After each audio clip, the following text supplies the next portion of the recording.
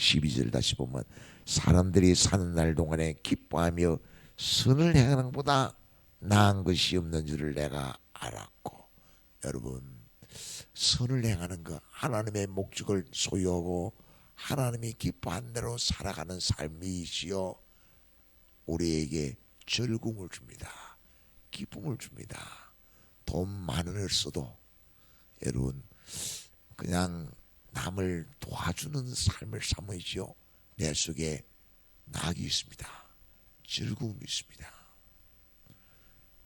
내가 행복해집니다. 영혼이 잘된같이 범사각행도 강건해집니다. 훨씬 건강해집니다.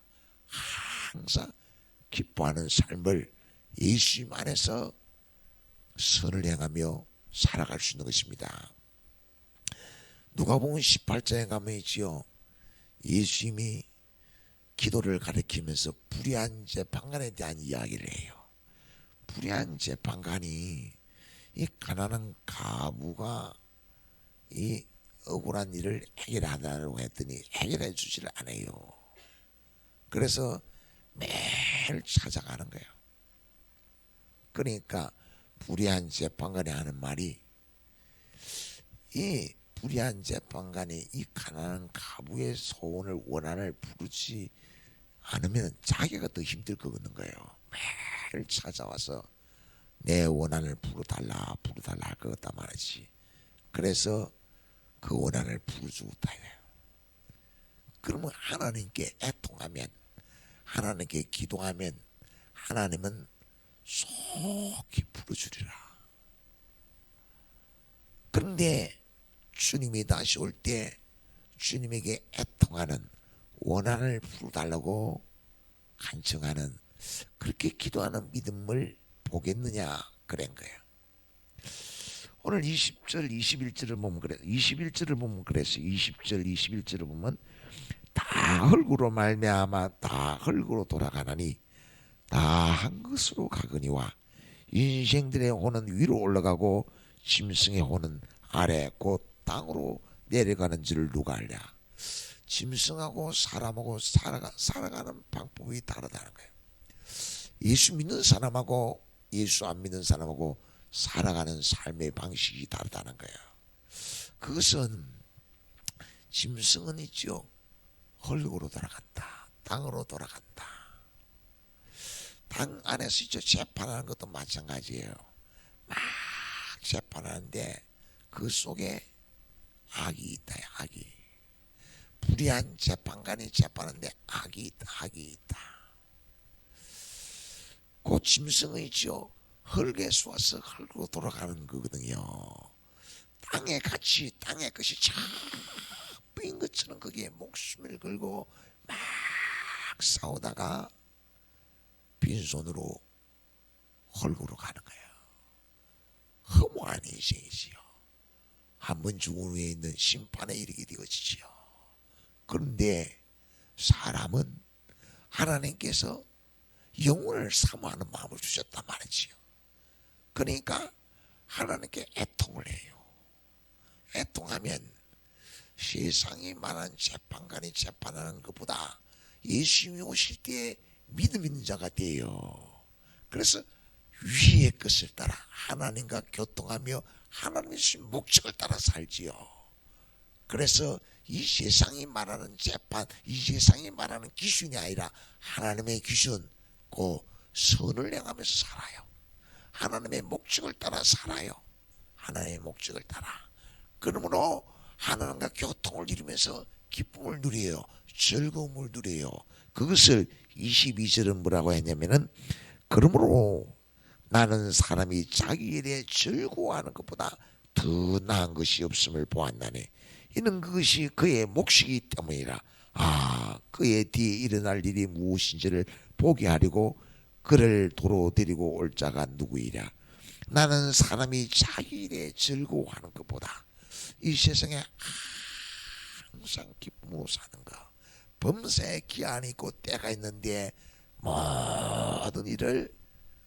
모든 일 가운데 기쁨으로 사는 사람을 보았냐 이거예요.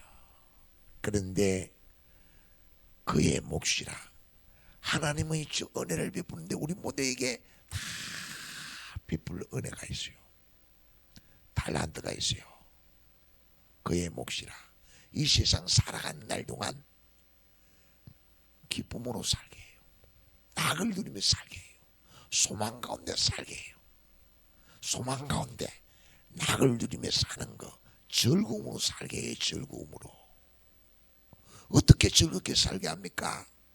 세상의 가치가 아니라 하나님의 가치, 선을 행하면서 남을 도와주면서 은혜의 힘으로 이 강양 같은 세상 기쁨으로 즐거움으로 살다가 하나님이 예비해 놓으신 영원한 나라로 천국을 소망하면서 들어가게 하는 일이 하나님이 하신 일이고 하나님이 그것을 우리에게 주는 거예요. 그게 우리의 몫이에요. 몫. 따라서 하나님의 신 은혜를 받아들이면 헛되고 헛되다. 많은 것이 헛되다. 인생이 허무하다. 그렇게 하지 않아요. 장례식장에 가서 이제 다 끝났다 하지 않아요. 하나님 앞에 갔으니까 우리 다시 만나자. 그렇게 말하게 되어져 있어요. 시편 104편 29절에서 30절 읽어보겠습니다. 시작. 주께서 낯을 숨기신적 그들이 떨고 호흡을 거두신적 그들은 죽어 먼지로 돌아가나이다. 주의 영을 보내어 그들을 창조하사 지면을 새롭게 하시나이다. 주께서 낯을 숨기신적 하나님이 주님이 나를 만나주지 않으면 수고하고 무거운 짐진 자들 다 내게로 오라고 하시는 예수님 만나지 못하면 수고하고 무거운 짐진 자들아 다 내게로 오라고 하시는 예수님 만나고 예수님 안에 거하지 않으면은 떨고 죽음이 두려워요. 죽음 앞에 다 헛되고 다 헛되다고 밖에 이야기할 수 없어요. 그러면서 있죠. 호흡을 거두신 저 그들은 죽어 먼지로 돌아가나이다. 육신을 흙으로 돌아가고 한 번 죽은 후에 하나님의 심판을 면할 수가 없어요. 그런데 범사의 기한이 있고 때가 있는데 그 때를 따라 아름답게 하시는 하나님은 주의 영을 보내어 성령을 보내어 창조하사 지면을 새롭게 하신도다. 나를 새로운 피조물 예수 그리스도 안에 있는 새로운 피조물을 만들어서 이 세상에 헛되고 다 헛되다는 것이 아니라 즐거움을 누리며 살게 해요. 소망을 누리며 살게 해요. 그게 내 밥그릇이에요. 그의 몫이다. 내가 받아 누릴 은혜다 하는 거예요. 하나님이 공급해 주신 영의 양식이에요. 하나님을 사랑하는 백성들에게 베푸신 은혜예요. 우리는 얼마나 매일같이 하나님의 은혜로 즐거움을 받아 누리고 있는가. 매일같이 기도하며 말씀 묵상하며 소망 있는 삶을 이루는가 하는 거예요. 다발성 경화증 재단을 만든 딕과 엘리자베스 피트가 있어요. 이 딕이라고 하는 남편이 어느 날 이 딕과 엘리자베스가 결혼을 해가지고 행복하게 다른 사람들 볼 때 참 인고 부부다라고 말할 만큼 행복하게 아주 믿음 생활하면서 삶을 이루었어요. 그런데 어느 날 남편 딕에 다발성 경화증이라는 병이 임해요. 신경계가 막 쑤시고 아프고 근력이 무기력해져요.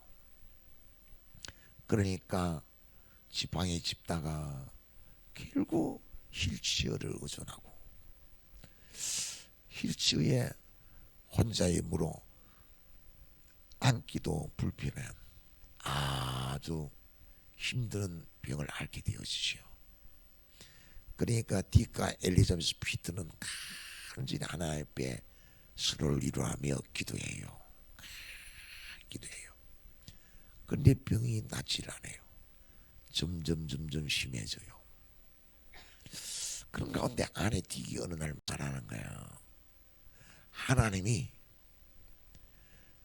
다발성 경화증이라는 병을 주고 기도하고 기도해야 하게 하시는데, 하나님이 주시는 응답은 우리 외적인 다발성 경화증을 치료해 주는 게 아니고 우리 영적인 내적인 것을 치료해 주는 것 같다.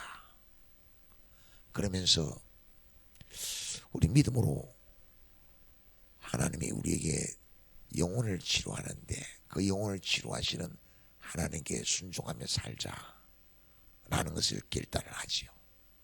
그것은 자기들이 다발성 경화증에 걸리는데, 자기들과 같은 다발성 경화증에 걸리는 사람들을 돕기 위해서 자기들의 경험과 치료 방법을 나눠주고, 또 하나님 안에 소망이 있음을 다 증거하고, 뿐만 아니라 기금을 모으고 다발성 경화증에 걸리는 사람들이 의료적인 혜택을 막 받을 수 있도록, 돌봄을 받을 수 있도록 힘을 다하지요.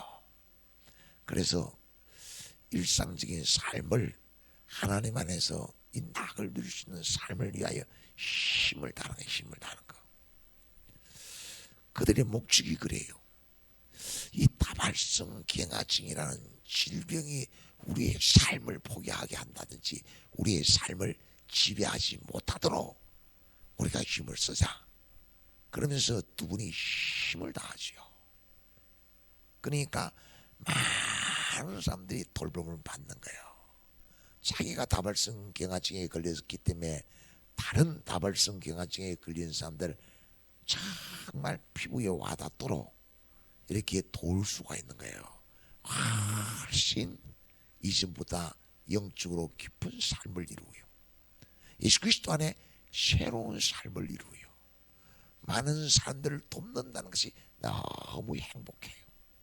그래, 남편 딕은 돌아갔지만은 다발성 경화증 재단은 계속해서 살아있어서 계속해서 많은 사람을 도울 수 있도록 하는 거예요.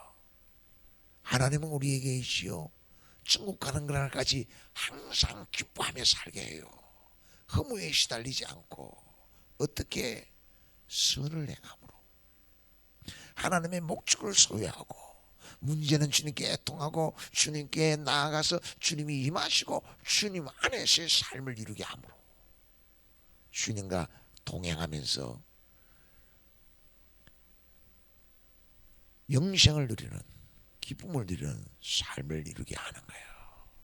그게 성령께서 우리 가운데 임하셔서 우리를 날마다 새롭게 하는 삶, 천국 백성으로 살아가게 하는 삶인 줄 믿으시기를 축원합니다.